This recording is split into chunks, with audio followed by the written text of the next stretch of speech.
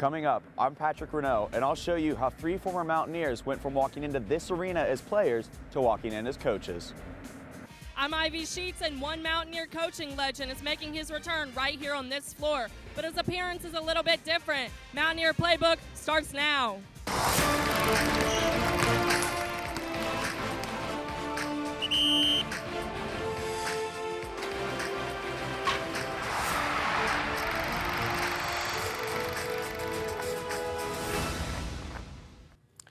The WVU men's basketball team is halfway through the season, and Mountaineer fans might recognize some familiar faces on the bench. I'm Jonathan Hamilton. And I'm Rachel Liebert. A WVU women's basketball legend returns to the Coliseum for the first time since stepping down. These stories and more coming up on Mountaineer Playbook, a sports magazine show produced by sports and adventure media students right here at West Virginia University. Alex Ruoff, Deshaun Butler, and Jordan McCabe. These are names Mountaineer fans know well. That's right, Rachel. They're probably best known for the years they put on gold and blue jerseys and took to the Coliseum floor. But now they have a new role with the Mountaineers. Patrick Renault reports. The term once a Mountaineer, always a Mountaineer is thrown around a lot. But for some former men's basketball players turned coaches, it's true. And I love this state. I love this university. And it'll always be home. And I said that, but I meant it. McCabe spent 3 years at WVU as a player before transferring to the University of Nevada, Las Vegas. But McCabe, as well as 2 other assistant coaches, had an outsized impact. Alex Ruoff is the program's all-time three-point leader, Deshaun Butler is the winningest player in program history, and Jordan McCabe is the first player since 2010 to have 25 points, 11 assists, and 6 steals all in one game. For New Jersey native Butler, the decision to come back to his alma mater was an easy one. After helping lead WVU to their first Final Four appearance in 51 years as a player, Butler achieved legend status amongst more than just Mountaineer fans. Nah, of course, Deshaun is he's a legend. He's a legend back home. Everybody knows Deshaun. Despite their popularity, their positions are uncertain because there's an interim head coach at the helm. For Mountaineer Playbook, I'm Patrick Renault. Between the 3 coaches, Butler, Ruoff, and McCabe, they hold 11 WVU records, Rachel, and a combined 3,875 points. Those are definitely some WVU basketball legends sitting on that bench, Jonathan. But for the women's basketball program, it's not a former player, but a former coach who took the court one more time this month. That's right, Rachel. Former head coach Mike Carey made his first appearance in the Coliseum since retiring in 2022. But as Ivy Sheets reports, that appearance didn't have Carey returning to the Mountaineers bench. WVU guard J.J. Quinterly is one of 3 players who stayed at WVU after former head coach Mike Carey retired. Me staying here was it's a good place to be. Like, I like the people here. I'm not a big person. I don't like change. Carey is the winningest coach in WVU women's basketball history, ending his 21 years in the old gold and blue with a record of 432 and 224. Last month was the first time in 685 days Carey stepped foot on this very floor, but instead of a 5-minute drive, his commute was a 5-hour flight. Carey now helps lead the University of Central Florida Golden Knights, but before the game he was given a jersey to recognize his 21 years of dedication to WVU. I think it was great that he was recognized, and I definitely appreciate his efforts and what he's done in women's basketball, so I'm happy that he was recognized for that. Under new WVU head coach Mark Kellogg, the women's team, including Quinterly, are having success. Quinterly has become the 4th leading scorer in the Big 12, and she just recently hit 1,000 career points. For Mountaineer Playbook, I'm Ivy Sheets. The women's basketball team is now 21-3, and it is the first time in program history a first-year head coach has reached that number. Well, Rachel, WVU fans have seen their fair share of coaches this year, haven't they? It seems like it, Jonathan. From both basketball programs to another team that takes the court in the Coliseum, WVU Director of Athletics Ren Baker has been busy. Ethan Moore joins us now in the studio with his segment, Coach's Corner. Ethan? Thanks, Rachel. Jonathan, after another disappointing season for WVU women's volleyball last year, plus head coach Reed Sunahara's resignation, the search was on to find a new leader who could lift the program out of the rubble. The WVU volleyball team has had a rough few years, and athletic director Ren Baker has made a coaching change. Former Washington State head coach Jen Greeny took the reins of the program in December and says its conference is a part of what attracted her to Morgantown. West Virginia being part of the Big 12 for sure, and then Ren Baker and his vision for the growth of West Virginia volleyball and getting us on the map and just the athletic department as a whole. Greeny took Washington State to the NCAA tournament 8 years in a row, but the university was left behind in a collapsed Pac-12. WVU volleyball went 9-22 last season, but Jen Greeny hopes to turn the program around and continue her 3-year streak of 20-plus win seasons right here in the Coliseum. Senior Haley Green says so far she's seen an improvement in the team. We had really good culture and chemistry off of the court, but I think on the court we didn't communicate enough and we didn't communicate effectively, and I think now that's a really big part of what's making our culture so good. Greeny says culture is a big part of her coaching priorities. Just building a culture and the foundation is probably the most important thing as you're trying to build a program. So, and then recruiting, I think some lofty goals, are going to be in these first couple of years getting into the middle of the Big 12. Greeny hopes to continue her tournament streak this year with the Mountaineers.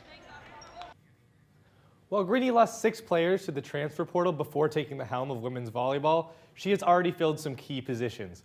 Alexis Finvold out of Louisville and Sydney Reed, who was part of the 2021 National Championship team at Wisconsin, have already made their way to Morgantown. Jonathan, Rachel, back to you. Thanks, Ethan. Coming up on Mountaineer Playbook, coming off a stellar season, expectations are higher than ever for WVU baseball's top star. We'll have that story next. And we'll take you to an off-roading rally that raised thousands of dollars for a West Virginia charity. Stay with us. I'll tell you how I got from here to here on a 600-mile journey from Seneca Rocks, West Virginia to Point Pleasant. West Virginia University is a place where learning is an adventure, inside and outside. You'll become an innovator, a boundary breaker, an earth shaker.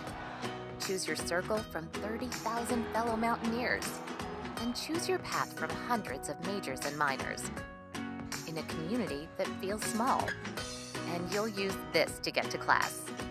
You'll have room to find your people, your passions, and your purpose. Because we're a place where everyone fits. This is WVU. This is home.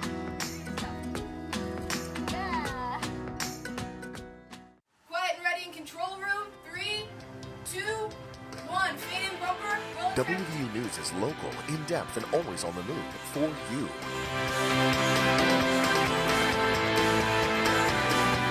And it's always on YouTube, on the web, and on the Reed College of Media website. A national first-place Emmy Award-winning college newscast, taped at the Waterfront Studio at West Virginia University. Stay in the know, stay connected, watch WVU News.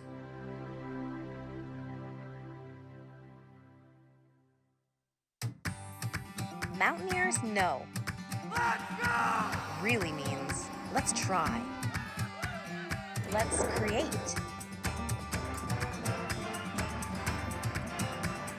Let's explore.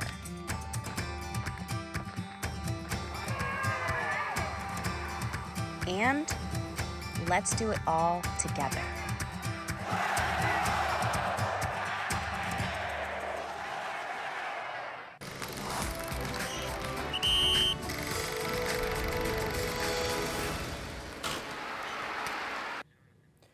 Welcome back to Mountaineer Playbook.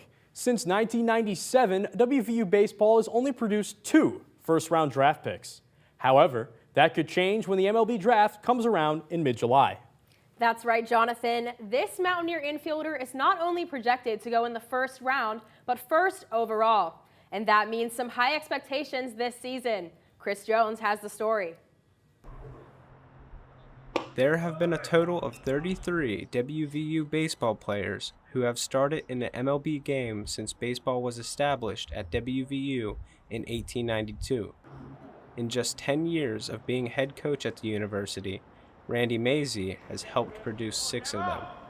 The fact that they play at West Virginia, play in the cold weather. The travel that we go through is such a grind here that just naturally playing in this program prepares you pretty well for the next level. Infielder J.J. Weatherholt is headed into his third and what could be his last year at WVU, and is looking to be number 7 on Coach Mazey's list of pros. J.J. Weatherholt has been named preseason Big 12 Player of the Year, a preseason first-team All-American, and is MLB.com's projected number 1 draft pick. But will the star baseball player be able to handle the pressure of high expectations? Weatherholt says he's not thinking about the pros.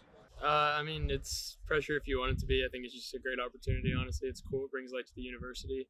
At the end of the day, I'm just trying to win games for our team, and I think we'll do so. So keep my head on that, and the rest will take care of it.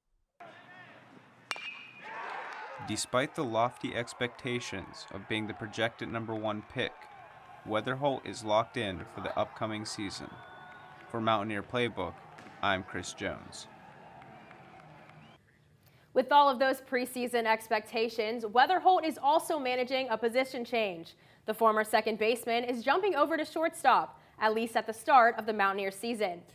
We wish the boys the best of luck as the Mountaineers look to build off an impressive 40-win season from a year ago. The previous season outcome tied a program record. Speaking of impressive, try 600 miles of off-roading in just 24 hours. Alex Lebo joins us now from Studio B at the Media Innovation Center to explain in his segment, Finding Adventure. Alex? Rachel, Jonathan, more than 125 people gathered at Seneca Rocks in Pendleton County earlier this month to embark on a 600-mile adventure through the hills of West Virginia. Adventure reporter Adam Cooley was there, and he has the story. Backroads of Appalachia held their first Run for the Hills benefit rally earlier this month. The event organizer Jedediah Smith had spent over 90 days planning and preparing to make this proverbial climb. 90 days to, ideation and creation, route planning, mapping, pre-running, all that stuff. And then once we announced the event, we filled it up in really about 24 hours. 72 vehicles compiled of 2 drivers competed in the 24-hour time trial, 6 of which did not complete the run. The drive was demanding, mentally and physically, for all drivers, and some even physically to their vehicle. This section of the run located in Canaan Valley resulted in a broken vehicle, but with the help of recovery vehicle driver Richard Harris, it was welded and returned to the trail. It's taken me 40-some years to figure out it's not life that I like, it's adventure. The event raised almost $15,000 for the West Virginia Children's Home Society. Growing up as a kid, I was an at-risk youth, and so I could have very easily, been in that system too. In true West Virginia fashion, Country Roads was cued as participants crossed the finish line just outside of Point Pleasant. For Mountaineer Playbook, I'm Adam Cooley.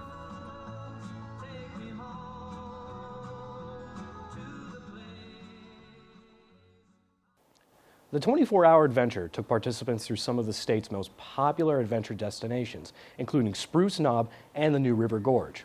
We also want to thank adventure reporter Dominic Ayers, who helped produce that piece. Rachel, Jonathan, back to you at the Waterfront Studio. Thanks, Alex. Well, that's going to do it for this week's edition of Mountaineer Playbook, a sports magazine show where we dive into inspiring stories of coaches, players, and passionate fans who make the sports world truly remarkable. I'm Jonathan Hamilton. And I'm Rachel Liebert. Be sure to like and follow our Facebook page at Mountaineer Playbook. Thank you for watching, and don't miss the chance to celebrate the heart and soul of the game with us next time on Mountaineer Playbook.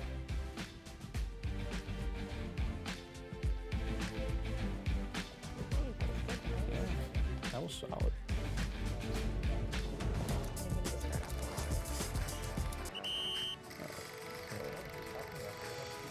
Mm.